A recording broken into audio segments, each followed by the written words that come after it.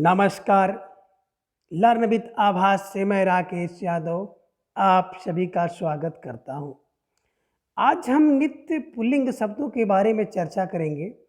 देखिए बच्चों, हिंदी शब्दकोश में कुछ शब्द ऐसे हैं जो सदैव पुल्लिंग होते हैं, या आप कह सकते हैं कि इनका स्त्रीलिंग नहीं होता है, और इनका स्त्रीलिंग बनाने के लिए इनके पूर्व जो है मादा लगाया जाता है, अर्थात मादा लगाकर इनका स्त्रीलिंग रूप बनाया जाता है।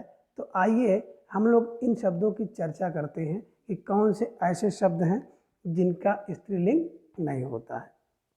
देखिए बच्चों, आपको दिख रहा है चीता, कौवा, उल्लू, खटमल, बाज, खरगोश, भेड़िया, मच्छर, कछुआ, चमगादड़ और कीड़ा, भालू, गिद्ध, गैंडा और तोता पुल्लिंग सदैव होता। कौन? चीता, कौवा, उल्लू, खटमल, बाज, खरगोश, भेड़िया, मच्छर, कछुआ, चमगादड़ और कीड़ा, भालू, गिद्ध, गैंडा और तोता पुल्लिंग सदैव होता।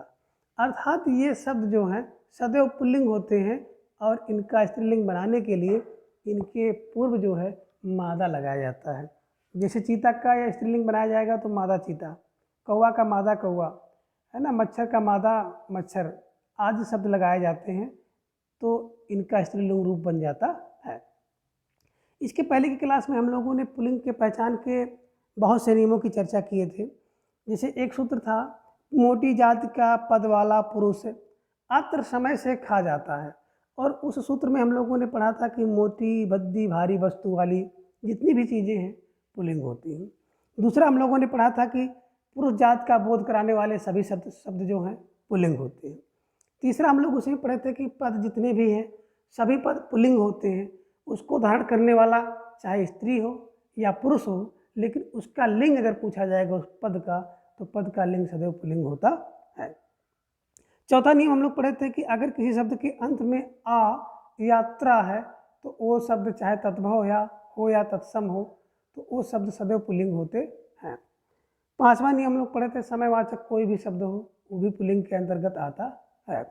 और छठा हम लोग पढ़े थे कि किसी शब्द के अंत में जा हो या खा हो, तो ऐसे शब्द भी प्रायः क्या होते हैं? पुल्लिंग होते हैं। इनकी चर्चा भी हम लोगों ने इसके पूर्व की क्लास में कर ली है।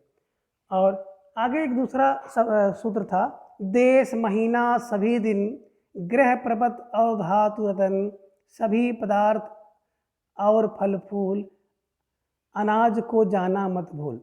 यानी कि देश हो, महीना हो, दिन हो, ग्रह हो, पर्वत हो, कोई धातु हो या रत्न है, सभी पदार्थ हैं, अनाज हैं, फल हैं, फूल हैं, और ये सब पदार्थ जो है पुल्लिंग होते हैं। और उनके जो अपवाद हैं उनकी भी चर्चा हम लोग इसके पूर्व की क्लास में कर लिए हैं। सागर, महासागर, द्वीप और महाद्वीप, वृक्ष, वर्ण, समूह, संग, अंग होते पुल्लिंग। यानी कि सागर, महासागर, द्वीप और महाद्वीप, वृक्ष, जितने भी वर्ण हैं वो, और समूहवाची शब्द और अंग के बारे में भी हम लोगों ने चर्चा कर ली थी कि प्रायः ये सब भी क्या होते हैं? पुल्लिंग होते हैं। आगे देखें, अभी इसके पूर्व की क्लास में हम लोगों ने पढ़ा था कि नित्य पुल्लिंग कुछ ऐसे प्रत्यय हैं, अगर वो किसी शब्द के साथ जुड़ जाते हैं तो शब्द भी क्या हो जाता है? पुल्लिंग हो जाता है। और उस शब्द की चर्चा, उस प्रत्ययों की चर्चा हम लोग एक सूत्र द्वारा किए थे कि आप अब मनीला आवा, नहीं तो अकेलेपन का लाभ उठाकर वन वाला डान जो है अनार को चुरा लेगा, तो पूरे खानदान और एरिया को लानत होगी, या पूरे खानदान और एरिया पर लानत होगी। इस ट्रिक के माध्यम से हम लोगों ने 20 प्रत्यय को पढ़ा था, जिनका प्रयोग होने से कोई भी शब्द क्या हो जाता है? पुल्लिंग हो जाता है। तो इसके पूर्व की सभी क्लास में आप पुल्लिंग के पहचान के नियमों को जान सकते हैं। तो आज हम लोगों ने पुल्लिंग पहचान के सभी नियम की चर्चा कर ली है। अगला जो हम लोगों का प्रकरण होगा स्त्रीलिंग पहचान के नियम, और उनके बारे में हम लोग चर्चा करेंगे। तो आज की क्लास में बस इतना। Thanks for watching.